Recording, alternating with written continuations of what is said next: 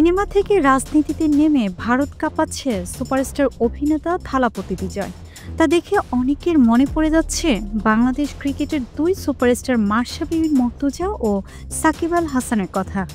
বাংলাদেশের মতো ক্রিকেটপ্রেমী দেশে মাশরাফি ও সাকিব চাইলে নিজেদের জনপ্রিয়তা ও কারিশমা কাজে লাগিয়ে স্বাধীন রাজনৈতিক প্ল্যাটফর্ম তৈরি করতে পারতেন, দল গঠন করে জন আকাঙ্ক্ষার রাজনীতি করতে পারতেন।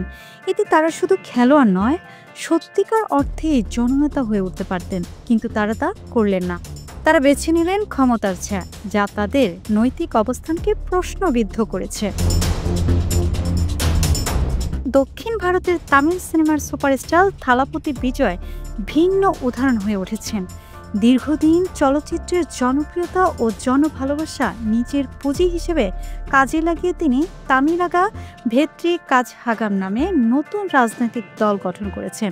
শুধু তাই নয়, তিনি প্রকাশ্য ভারতের প্রধানমন্ত্রী নরেন্দ্র মোদী ও বিজেপিকে ফ্যাসিস্ট বলে আখ্যায়িত করেছেন।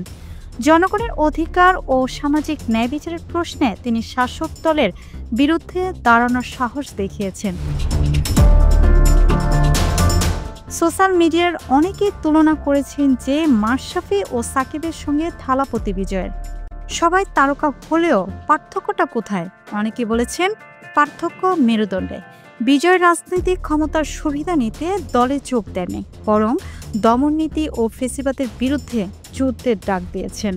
অন্যদিকে মাশরাফি ও সাকিব নিজেরা নায়ক হয়েও শাসকের দোসর হয়েছেন।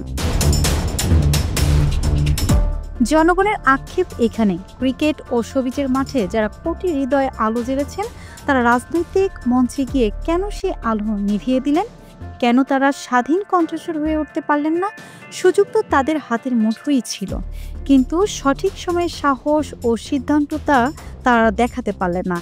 তাই থালাপতি বিজয় যখন জনতার প্রত্যাশার প্রতীক হয়ে উঠেছেন দক্ষিণ ভারতে, তখন বাংলাদেশে মাশরাফি, সাকিব ও ফেরদৌসরা ইতিহাসে কেবলই ক্ষমতার লোভী হয়ে রইলেন।